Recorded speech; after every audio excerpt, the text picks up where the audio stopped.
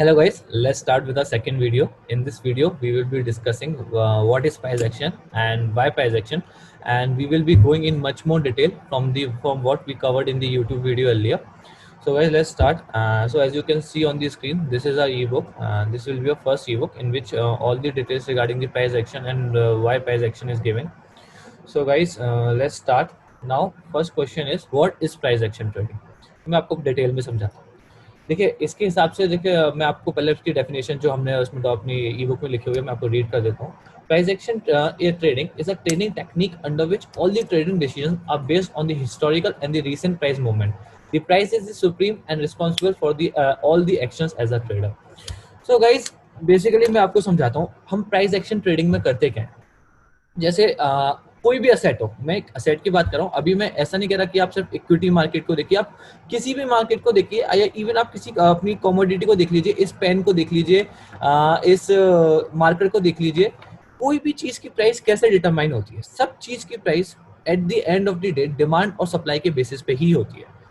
तो अगर ज्यादा हमारे अगर मार्केट में डिमांड ज्यादा है और सप्लाई कम है तो ऑब्वियसली प्राइस ज्यादा हाई पे हाई बनाता जाएगा.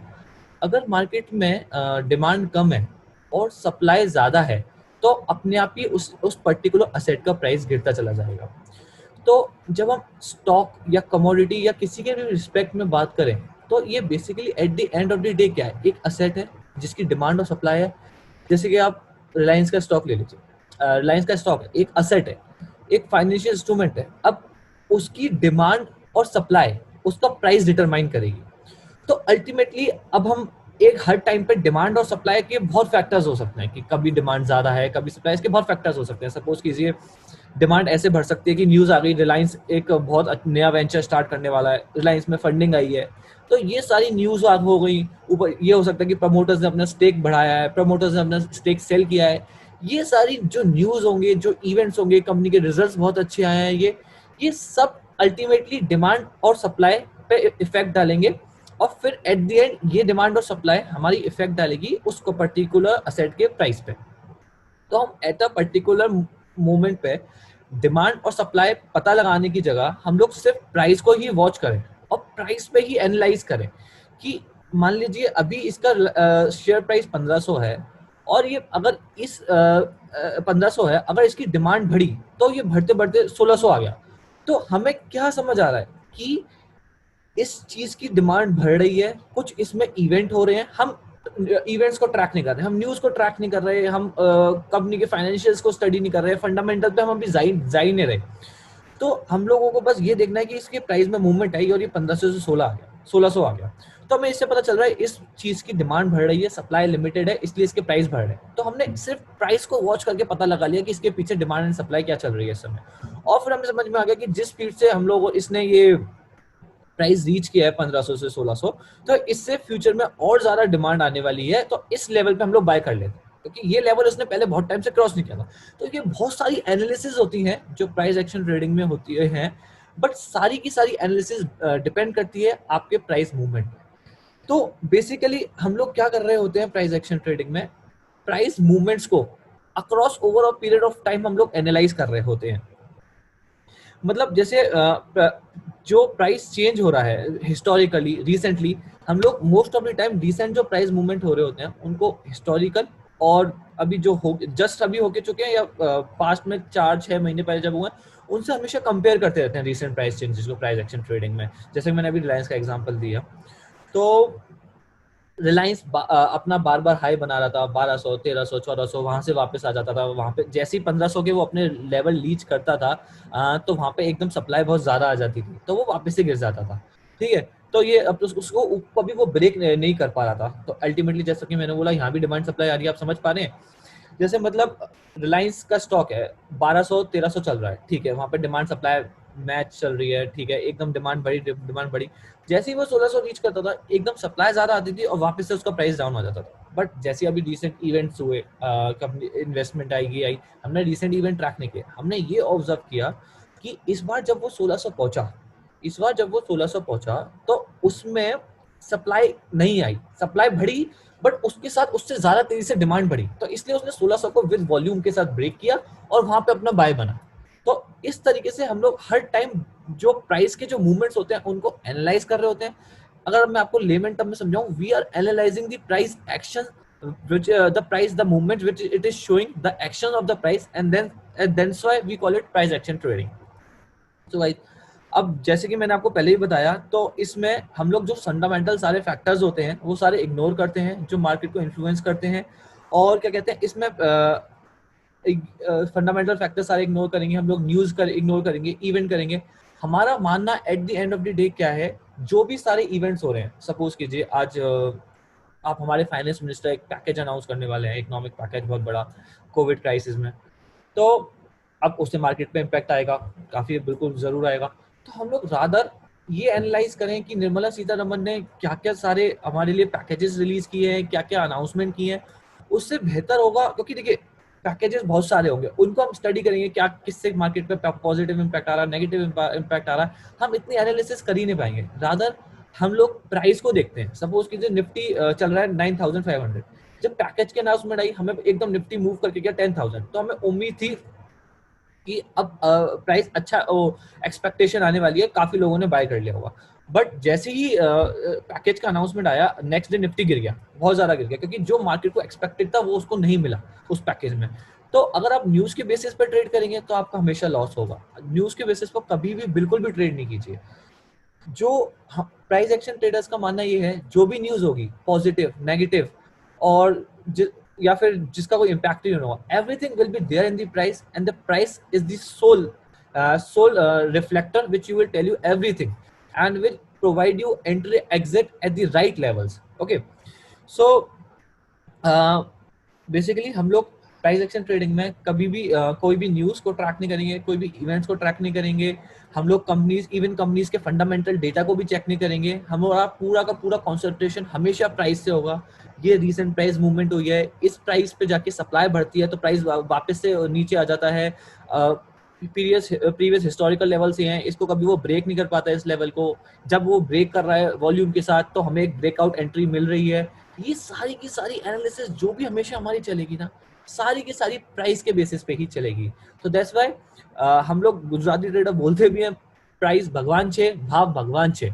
सच में भाव भगवान है, भाव ही सब कुछ आपको बता सकता है. आपको कोई भी चीज जरूरत नहीं है, आप मार्केट न्यूज को ट्रैक मत कीजिए, आप अपने टेक्निकल इंडिकेटर्स मत लगाइए अपने चार्ट्स पे, अपने आप को कंफ्यूज मत कीजिए. इतने सारे वेरिएबल्स, सारे किसी की चीज की जरूरत नहीं है. Just look at the price and you will know when to take the entry and when to take the exit. So next, अब मैं आपको बताता हूँ प्राइस एक्शन को आप किस कैटेगरी में रख सकते हैं. क्या ये फंडामेंटल एनालिसिस है, टेक्निकल एनालिसिस है? अगर मैं आपसे बोल रहा हूँ कि इसमें टेक्निकल इंडिकेटर यूज नहीं करने हैं, तो फिर ये टेक्निकल एनालिसिस कैसे है, मैं बताता हूँ. Basically price action trading is a technical analysis tool.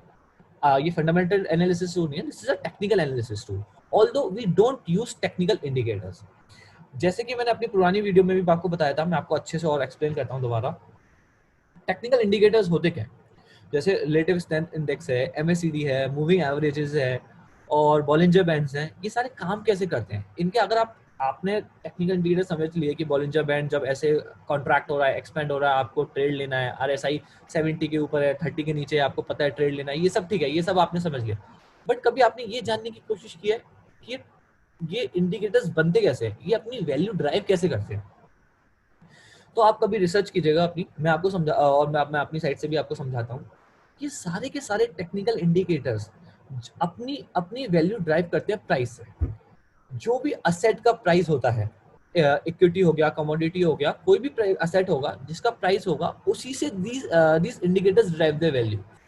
तो अल्टीमेटली हो क्या रहा है, आपके पास जो डेटा आ रहा है वो कहाँ से आ रहा है? प्राइस से. And what I am telling you is to follow the price action trading. So to directly look at the price, and what these indicators are doing, they are driving their value from the price of the asset only. So what would be better? अब इससे क्या हुआ, ये आपके पास second hand information आ रही है. अब मैं आपको कहूँ सेकंड हैंड इंफॉर्मेशन कैसे आ रही है.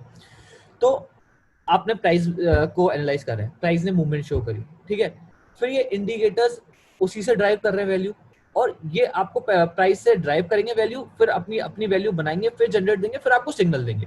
तो ये आपकी सेकंड हैंड इंफॉर्मेशन नहीं होगी. तो ये जो इंडिकेटर्स होते हैं ये आपको सेकंड हैंड इंफॉर्मेशन देते हैं एंड हमेशा इसी वजह से आपको लेट एंट्री मिलती है। और रादर प्राइस एक्शन ट्रेडिंग वो फर्स्ट हैंड इंफॉर्मेशन है, इसलिए we call it a pure technical analysis technique for price action trading. We call it a pure technical analysis technique. Why pure? Because we are we are generating data, we are generating a call directly from the price itself. We are not following any indicators which are driving the value from the price only. तो हम ultimately technical analysis ही कर रहे हैं, but हम लोग pure form of technical analysis कर रहे हैं जो कि प्राइस से डायरेक्टली लिंक्ड है। इनडायरेक्टली लिंक नहीं है, डायरेक्टली लिंक्ड है। इनडायरेक्टली लिंक तब होगा जब हम लोग टेक्निकल इंडिकेटर बेस्ड ट्रेडिंग करेंगे। तो इसलिए एक तो न्यूज बेस्ड ट्रेडिंग होगी, वो तो आपको बिल्कुल भी नहीं करनी है, वो मैं आपको समझा ही चुका हूँ अभी। और टेक्निकल इंडिकेटर बेस्ड भी आपको मैक्सिमम ज्यादा से ज्यादा अवॉइड ही करनी है, क्योंकि उसमें डेटा का प्राइस का ही आ रहा है बट आपके पास लेट आ रहा है। ठीक है।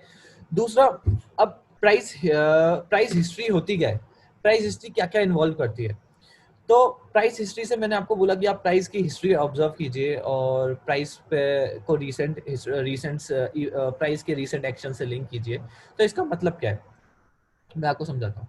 आप स्विंग हाई और स्विंग लो समझते हैं, जैसे कि चलो डे के हिसाब में, मैं डे के रिस्पेक्ट में बात करता हूँ, इंट्राडे के रिस्पेक्ट में बात करता हूँ। तो आप 15 मिनट्स का चार्ट खोलिएगा किसी भी असेट का, किसी भी कमोडिटी का, तो उसमें आप देखेंगे कि चार्ट एक समझिए चार्ट एक अप ट्रेंड में है निफ्टी आज, और आपने 15 मिनट्स का चार्ट खोला तो चार्ट एक हाई बना रहा है, स्विंग हाई बना रहा है, फिर स्विंग लो बना रहा है, फिर स्विंग हाई बना रहा है, फिर स्विंग लो बना रहा है। तो अगर अप ट्रेंड में है तो वो हायर हाइज बनाएगा और हायर लोज बनाएगा। तो अब इससे हमारा एक ट्रेंड बन रहा है, अप ट्रेंड। ठीक है, राइट। ये प्राइस एक्शन की हिस्ट्री हम लोग नोट कर रहे हैं कि एक अप ट्रेंड बना रहा है, एक अपना हायर हाई बना रहा है निफ्टी, और एक अपना हायर लोज बना रहा है। तो निफ्टी एक अप ट्रेंड में है। तो बेसिकली अब हमें पता चल गया कि हम ये ऑब्जर्व कर रहे हैं कि प्राइस एक्शन के ट्रेडिंग के हिसाब से कि नीचे वाला जब वो सेकंड हाई बना रहा है, जैसे इसने पहले एक मैं आपको एक एग्जांपल के थ्रू समझाता हूँ, उससे आपको बेटर समझ आएगा। मैं आपको स्क्रीन शेयर करता हूँ। आप स्क्रीन पे देख पा रहे होंगे, ये निफ्टी का आज का चार्ट है। आज 30 जून है, तो ये निफ्टी का हमारा निफ्टी फ्यूचर्स का चार्ट है। तो बेसिकली आप देखिए आज 9:15 पे यहाँ पे आप देखना ओपन प्राइस हाई और लो। ये ओपन प्राइस हमारा है 10,350। तो ये निफ्टी का अपना ओपन प्राइस रहा और इसने हाई बनाया 10,335। इसमें हम लोग 3 मिनट्स की कैंडलस्टिक यूज करते हैं डे ट्रेडिंग के लिए इंडेक्स में, निफ्टी, बैंक निफ्टी, जो भी सारे हमारे इंडेक्सेस होते हैं। ये हम क्यों करते हैं, ये हम आपको आगे के लेक्चर्स में आपको समझाएंगे ऐसा हम क्यों करते हैं। दूसरा, आप यहाँ पे देखेंगे, यहाँ पे एक मेरी डार्क ब्लैक के साथ एक लाइन मार्क्ड है। ये लाइन मैंने आज मार्क नहीं की है, ये मेरी काफी दिन पहले से मार्क्ड है, क्योंकि ये मुझे मालूम है ये स्ट्रॉन्ग रेजिस्टेंस जोन है। जब जब मार्केट यहाँ पे आया है तब तक मार्केट यहाँ से वापस गया है, तब तक मार्केट ने यहाँ पे कुछ एक्शन शो किया है। यहाँ पे या तो अगर अप ट्रेंड में है तो यहाँ पे आकर वो उसने ब्रीथ लिया है, फिर उसने अपना ट्रेंड रिज्यूम किया है, या फिर इसने यहाँ से आकर अपने यहाँ पे आकर ये अपना हाई बनाकर इसने वापस से अपना रिवर्सल दिखाया है। तो जब जब इस लेवल पे आया मार्केट ने रिएक्ट किया है। जब मैं आपको दिखाता हूँ, मैं आपको हिस्टोरिकली भी दिखाता हूँ। देखिए यहाँ पे आप देखेंगे, यहाँ पे आया मार्केट ने, देखिए यहाँ पे आया, हाई बनाया, फिर वापस नीचे गया, फिर आया, हाई बनाया, फिर यहाँ नीचे गया, फिर हाई बनाया, फिर वापस नीचे गया। तो ये एक हिस्टोरिकल रेजिस्टेंस जोन है, जहां जहां जब जब मार्केट आया है तब तक वहां किया है। ये हम लोग पहले ही मार्क करके रखते हैं। डार्क लाइन मतलब स्ट्रॉन्ग, और स्ट्रॉन्ग रेजिस्टेंस जोन है, मतलब मल्टी डेज रेजिस्टेंस या सपोर्ट जोन होता है, जो हम लोग डार्क ब्लैक से मार्क करते हैं। और जो मैं डार्क ग्रे से मार्क करता हूँ, ये इंटरडे सपोर्ट और रेजिस्टेंस लेवल्स होते हैं। देखिए यहाँ पे भी देखिए, मार्केट ने यहाँ पे आके वापसी दिखाया, यहाँ पे आया मार्केट, यहाँ पे इसने फिर से हाई बनाया, फिर वापस यहाँ से वॉल्यूम के साथ ब्रेक किया, थोड़ा ऊपर गया, फिर वापस से नीचे आया। तो जब जब मार्केट इन लेवल्स पे आया है तब तक मार्केट ने कुछ ना कुछ एक्शन शो किया है, कुछ ना कुछ रिवर्सल दिखाया है, या फिर वहां पे ब्रीथ लेकर वहां पे फिर से ट्रेंड को कंटिन्यू किया है जब जब अब ट्रेंड में आया है। तो ये हिस्टोरिकल लेवल्स हैं, ये जो मार्क्ड है मेरे। तो ये बहुत support and resistance level, crucial support and resistance plays a very important role in the price action trading, because it's a part of price action trading only, and we will go in much more detail in our coming lectures. So guys, ये आज का chart है। मैं आपको समझा रहा था swing high और स्विंग लोस के बारे में समझा रहा था। मैं आपको रीसेंट प्राइस एक्शन से लिंक करना बता रहा था प्राइस एक्शन ट्रेडिंग में।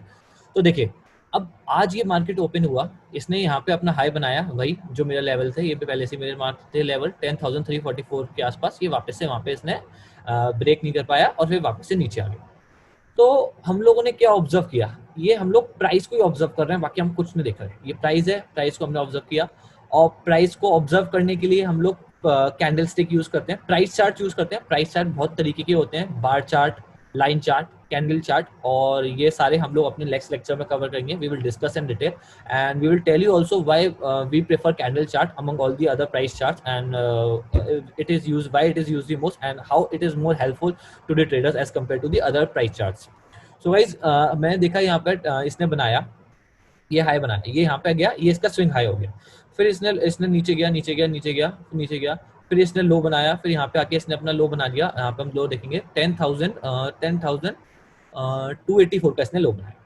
फिर गाइस इसने फिर से वापस रिकवरी करी, फिर इसने हाई बनाया और इसने इस बार हाई बनाया 10,323 का। ठीक है, इससे हमें एक बात ये समझ में आ गई कि market is making lower highs and lower lows. अब ये लो, यहाँ पर ये लो है, और उसके बाद फिर इसने देखिए यहाँ पर ये लो बनाया, छोटा कम मतलब और लोअर लो बनाया। जैसे यहाँ पे इसका लो था अप्रोक्स 10,307 और यहाँ पे इसने लो बनाया 10,286 का, फिर इसने स्विंग हाई दिखाया, फिर ये नीचे गया, फिर इसने स्विंग हाई बनाया। तो ये हम लोग अब ये मार्केट रेंज बाउंड हो गया है इस अभी के टाइम के लिए।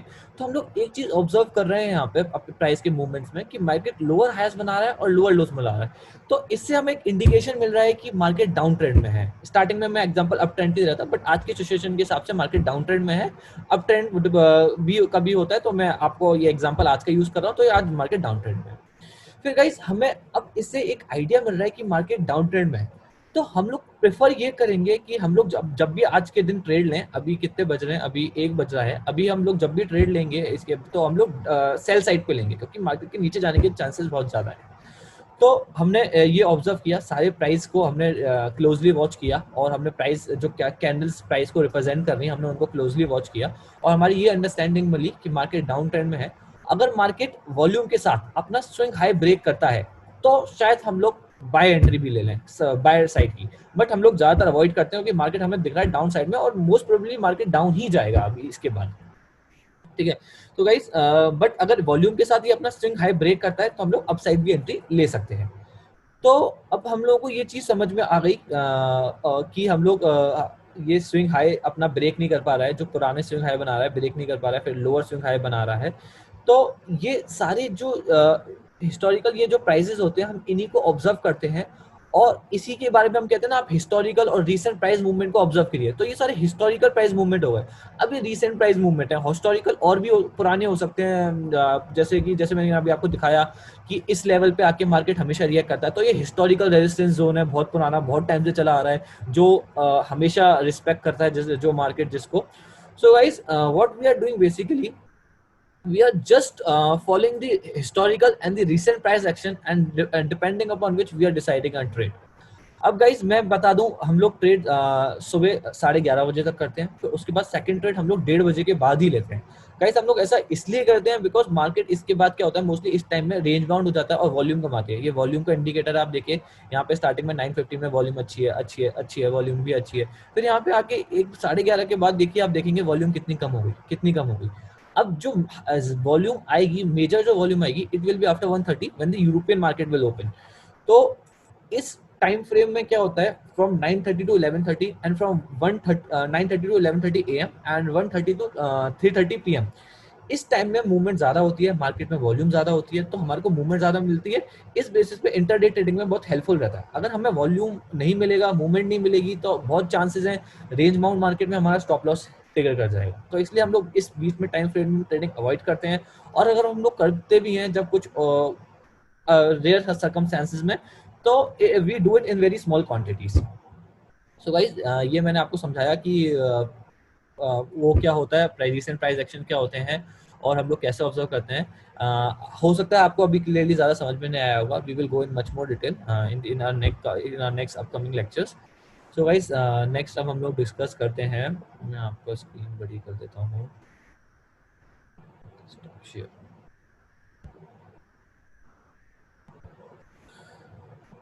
हाँ, सो गाइस, सो अल्टीमेटली हम लोग ये क्या इससे हम लोग कंक्लूड कर सकते हैं।